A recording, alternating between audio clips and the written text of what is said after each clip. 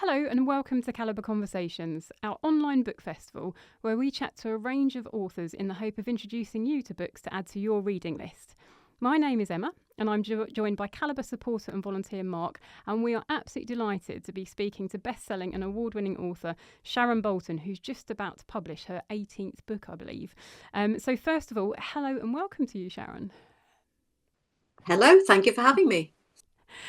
So first of all, just to start, can I take you right back to the beginning, to before you became a writer, as you had a really varied career, which has been described as eclectic. And I just wondered if you could tell us a little bit about your background and if those previous experiences actually shaped your decision to become a writer at all. Okay, well, I was the one who described my early career as eclectic. I was probably being quite kind to myself. Um, I studied drama at university, and I think I probably had early ambitions to go into theatre. But it soon became fairly clear that A, I wasn't really good enough, and B, it was a horribly competitive environment that I wasn't going to be terribly suited to. Um, so I went into public relations when I left university for a variety of companies and organisations. So although for a long time it never occurred to me to write fiction, I was increasingly writing as part of my day job. So I was writing press releases and newspaper articles and brochures and advertisements. Um, so I became very accustomed to using words to make a point or to create a picture or to convince somebody else of something that I wanted to get across. And I learned the discipline of having to produce, say, 1,000 words in a couple of hours. And I also got used to any number of people reading through what I'd written and telling me all the ways it needed to be improved. So I was learning how to be edited. So whilst I had no idea that this was going on, I was learning to be a writer while I was doing my day job. But again, for the longest time, it simply never occurred to me that I could write fiction. Um, but then one day, as part of my job, I took a journalist from the Daily Mail out to lunch. He was a really nice chap, and he did not want to spend his lunchtime talking about life insurance and pensions, which is what I was working on at the time. And I've got to say, neither did I. So we just got to chatting, and he told me he'd just taken a week off work to write a novel for Mills and Boon. He said they're just 50,000 words long, and Mills and Boon pay £15,000 per novel. Well, just an aside here, he thought he could write 50,000 words in a week. That's journalists for you. Wow. But I had a big student loan at the time, and I got home and I thought, that's an awful lot of money. I wonder if I could do that. So I know on the train journey home, I was thinking, Mills and Boon novel needs to be set somewhere exotic. The only exotic place I'd ever been was California. So I had to set in California. I sort of came up with my heroine and my hero. And I took my laptop upstairs when I got home and sat on my bed and started writing the first chapter of this Mills and Boon novel. And it just came pouring out. Now, I never actually had anything accepted by Mills and Boon, and you probably think that's rather a good thing if you've read my books, because I think I could have changed a much loved brand beyond all recognition. But that was the start of the process for me. That was when I learned that A, I could write fiction, B, I really rather liked it, and C, it was the obvious next step for me. It didn't happen immediately. It took several years before I finally had a novel published, but that was the start of the process. I have to say, I would have absolutely loved to have seen a Sharon Bolton write a Mills and Boon book. That would have been fantastic. But having made Maybe your I first, should have another go 20 years on, see what they think. having made your first foray via an attempt at a romantic novel, what made you switch to the genre you eventually chose? I mean, very hard-edged psychological thrillers. Yeah, I think to be successful as a writer, you have to write the sort of stories that you love to read. And I have never been a keen fan of romantic fiction. I'll read it if there's nothing else, but it's not what really floats my boat. To be honest, I was writing for the money, and that rarely works. To be successful, you have to write a story that you're desperately excited about. So it was a question, I think, of waiting for that story to come along. And it did take quite a few years. But there was just one night when I was on holiday, I was on a skiing holiday, an idea came into my head. I thought, that's it. That's what I'm going with. So that eventually became my first novel, Sacrifice. And in doing so, I'd hit on the genre that was right for me. So hard-edged crime, with a slightly fantastical, almost supernatural twist. My husband says I'm writing the tradition of Scooby-Doo. So for a long time, you think there's something supernatural going on. There never is. It's always plain old human wickedness at the end of the day. But for a while, you might think it's something else. That's a great comparison, actually. Scooby-Doo. I can totally get on board with that. He's got. Just as an aside, very quickly from that. So I was first introduced to you many years ago, actually. I think it would have been your third book was Blood Harvest was the first one that I read. So that's where I kind of got you from when I was working in libraries. But I know you as S.J. Bolton, and obviously you became Sharon Bolton. Was there a reasoning behind that name change at all? There was, and both reasons came from my publishers. It was not my decision. When Transworld first bought Sacrifice, they said, we love the book, but it's the sort of book that whilst men would read it, men in the UK are reluctant to pick up a book with a woman's name on the cover. So could you consider publishing just with your initials? Well, I was desperate to have a publishing contract. I had a publisher's Mickey Mouse if they'd asked me. So I said, yes, of course I'll publish as. I had to invent a middle name because I don't have one. So for the first few books, I was S.J. Bolton in the UK. In some countries, in others, like Germany, they love the idea of a really nasty book with a woman's name on the cover. So I was always Sharon Bolton in some continental countries. But then sort of things changed.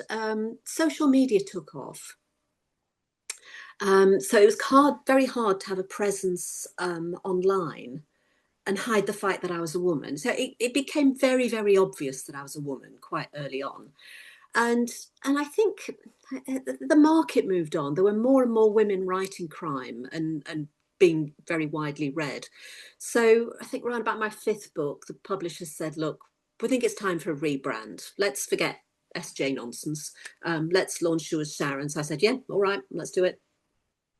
So that's it, really. Your books are set in a number of different locations, from Lancashire to Oxford to London to the Lake District.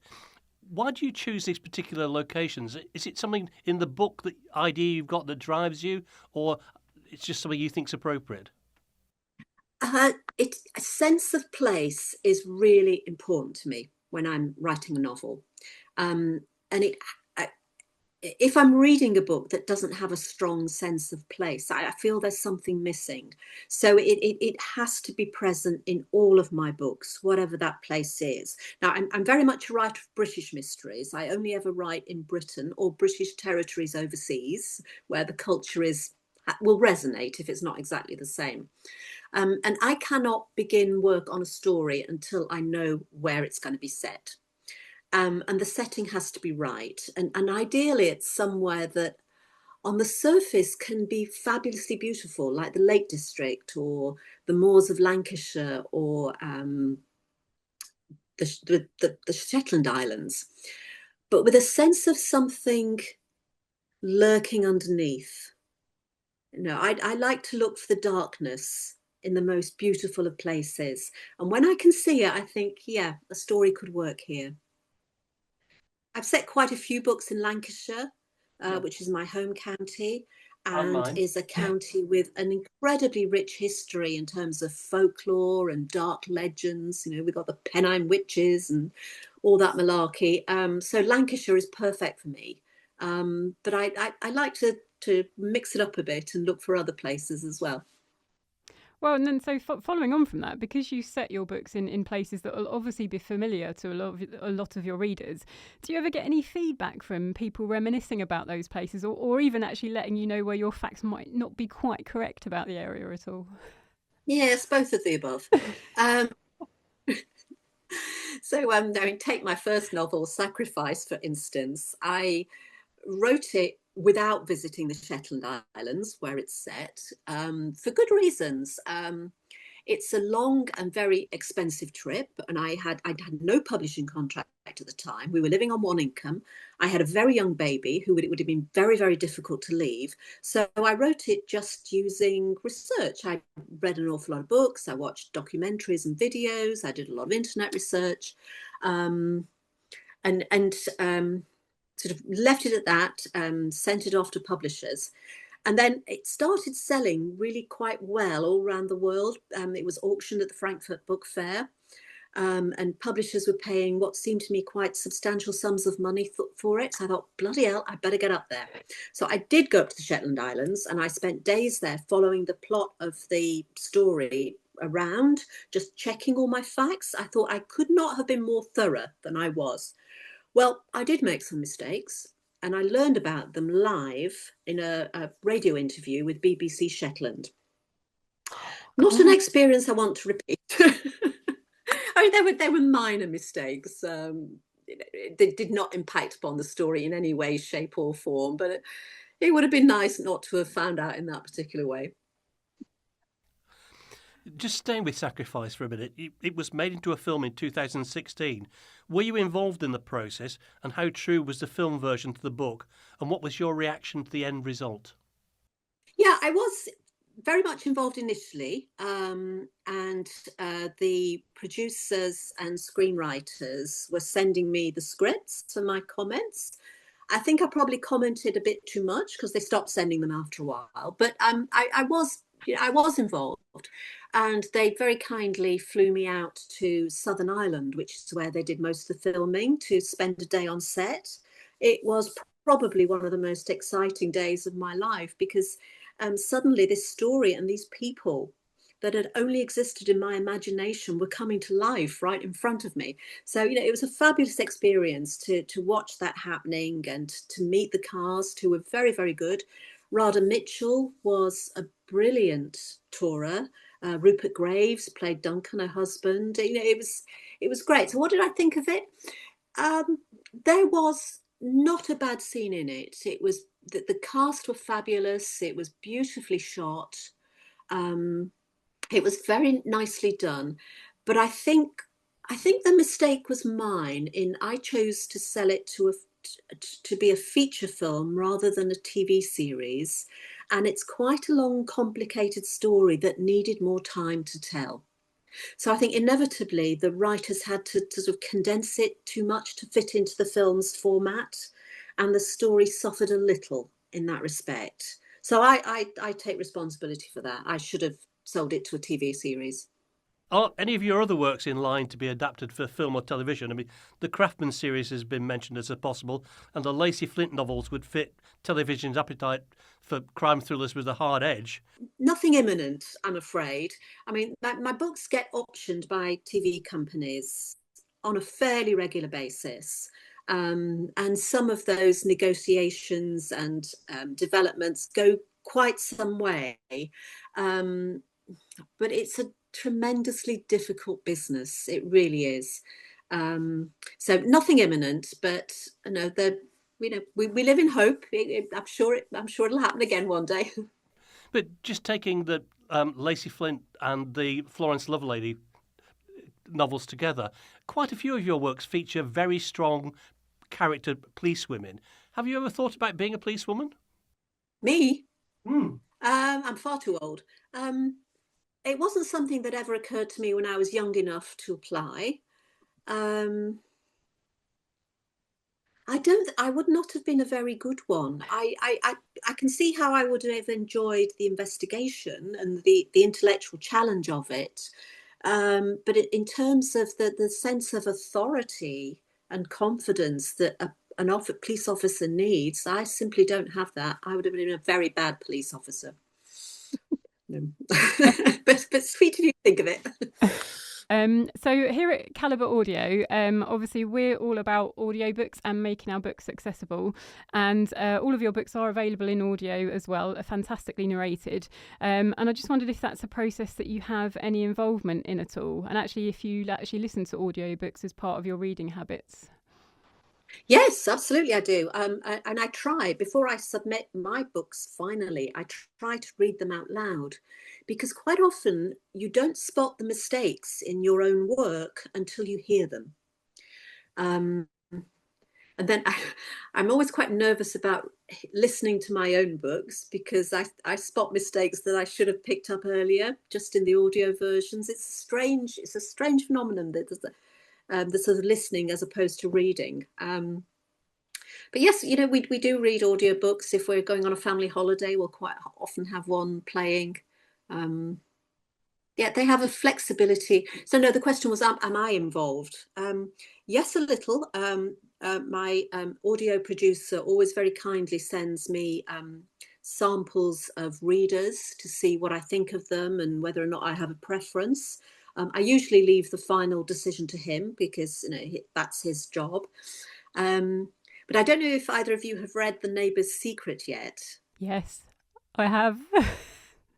Understand that choosing the narrator for that book was incredibly hard, and bless his heart, Paul, the audio producer, worked so hard to get exactly the right voice for that book. But he did it. I'm just coming on to that actually, and I'm sort of trying to find what I can say about it without giving anything away. So I'm going to leave it very sort of vague on this one. But obviously you have got a new book coming out imminently, which I'm going to come to in a minute. But I just wanted to mention your last book, so The Neighbour's Secret, that we've just mentioned, which again is so different from your others that I've read in terms of plot, with a cast of characters that are just so vivid that actually by the end of it, I finished it and I was absolutely convinced that those characters exist. I was so involved in the story. I'm just fascinated, because I think you've got a very genius writing brain, and I just wanted to know, how do you continue to come up with new ideas for all of your stories, and where do you find the inspiration for your characters, because they're so different? Okay, the idea for stories part of the question, I wish I knew. I really do wish I knew. Very occasionally, an idea will just pop into my head, and they're the best, right? But that doesn't happen with every book. So I have to just seek inspiration from what's going on around me. So it's usually something I see or hear or notice that's a little bit unusual, and I'll just store it away. And I always say it needs 3 ideas to make a book. 1 is a short story, 3 can be a full-length novel. And when I have those 3 and start to see how they can connect, that's when I'm getting close to having something to work with. But The Neighbour's Secret, I came across that central idea by chance, because I was scrolling through the internet, and I came across the hell houses, which are a central part of the novel, and learnt that they are a real thing that happen in some states of America round about Halloween, whereby the sort of local charismatic church will stage a sort of massive theatrical production. The idea being to teach young people in particular the consequences of sin. So these youngsters will go through what could be a warehouse into one tableau after another, and each one shows a scenario where something's happening. It's a difficult situation that goes badly wrong. So it might be a school shooting, it might be underage drinking in a pub leading to them being arrested, or crashing their car and somebody dying. I think there's even an abortion scene, which sounds pretty gross, but this happens in some US states every Halloween. I thought, oh, what if it happened here? So that's the sort of central premise of The Neighbour's Secret that I built on to turn into that story. It's just made that book a whole nother level of terrifying for me. As we mentioned, you've got a new book coming out next month called The Token. Can you, without doing a spoiler, can you give us a sort of inkling of what it's about? I can. I'm excited about this one. So the idea is there are 7 characters, strangers to each other. They've never met before, or so they think. One morning in the post, they each receive a slightly mysterious letter from a firm of solicitors. And enclosed within the letter is a token, a little like the commemorative coins that sometimes appear to commemorate royal occasions. And the letter is very brief. It says something like, "This is your token. Keep it safe. Tell no one. On the occasion of my death, it entitles you to an equal share of my fortune." And it's signed by a well-known billionaire, a sort of Elon Musk, Richard Branson type figure. So these 7 people have absolutely no idea. They've never met Logan Quick, the billionaire. Why on earth has he singled them out to receive all his money? I mean, none of them are terribly wealthy. They could all do with the cash. So the idea behind the book really was, how would people react in that circumstance? What would they do if they suddenly learned that they were going to inherit an absolute fortune? And the instinctive response is to think, oh, that'd be fabulous. Well, no, it wouldn't. It quickly becomes very dark. And eventually the 7 people get together, they track each other down, they start to consider why they've been chosen in this way. And the book culminates in a voyage across the sea from Cornwall to the Isles of Scilly. And that voyage goes very badly wrong. Is that enough? That's fine. I think you've got us well hanging on for that one. Yeah, I can see the immersion there, very much so. So you've already alluded to the fact that obviously you research your novels as you go along. So I just wondered, did you have to do much research for this novel as well? And so, for example, I think obviously you just said that the latter part of the book, they go on a voyage is in terms of sort of like a mini cruise, I guess. So again, did you have to go on a cruise just to experience it in the name of research? It's not a cruise. I think my editors and publicists have been using the word cruise, and I keep trying to slap them down. It's not a blinking cruise. They go on a sailboat, so a relatively small sailboat. So definitely not a big ocean liner. And no, I did not have to research it at all, because I'm lucky enough that my husband and I have a sailboat. And we sail on a regular basis. So I've been on a boat that size many, many times, quite often in very, very, very rough weather. So I know what it feels like to be sort of clinging to the winch, and as the sort of waves break over the bow and the rain beats down, and you wish you were anywhere else but on that blessed boat. So I've been there, I've done that. So you've lived the experience then, you've got absolute lived experience of that. Now, so we mentioned that we were interviewing you on our socials, and we asked people what questions they might like to ask you, and we've got a really great question as sort of a final one for you, and it's really pertinent considering all the subjects and compelling nature of your books as well. So the last question comes from Kim, and that is, what books keep you up at night? Does Kim mean what books scare me? I think so, yeah. Or, well, what books scare you, or what books can you not put down? You know, whose people's books can you not put down? Okay. Relatively few books really scare me. I've got quite a strong nerve. Bram Stoker's Dracula I find very creepy. And there was a novel by Dean Koontz years ago about a little creature that scurries around the house, and that put the willies up me no end. That But wasn't TikTok. Was that TikTok? Was it TikTok? That was one of the most frightening novels I've ever, because it's one of my fears of inanimate things coming to life. Yeah. That was a very frightening. But those two stand out as books that really sort of put me on edge. In terms of what keeps me up, fabulous writing, an original concept, very strong characters, something a little bit different, something unusual, Crime is a very, very crowded genre now. There are lots, because it's so popular, and there are lots of crime novels published every couple of weeks. So when one really stands out, really is a bit different, then I will read and read and read and read and read. I know we said that was the last question, but I can't resist. Do your books keep you up at night? No. No, I think that's a variation on a question I get asked a lot, which is, do I frighten myself? And the answer is always no, because I am completely in control of the events in my books.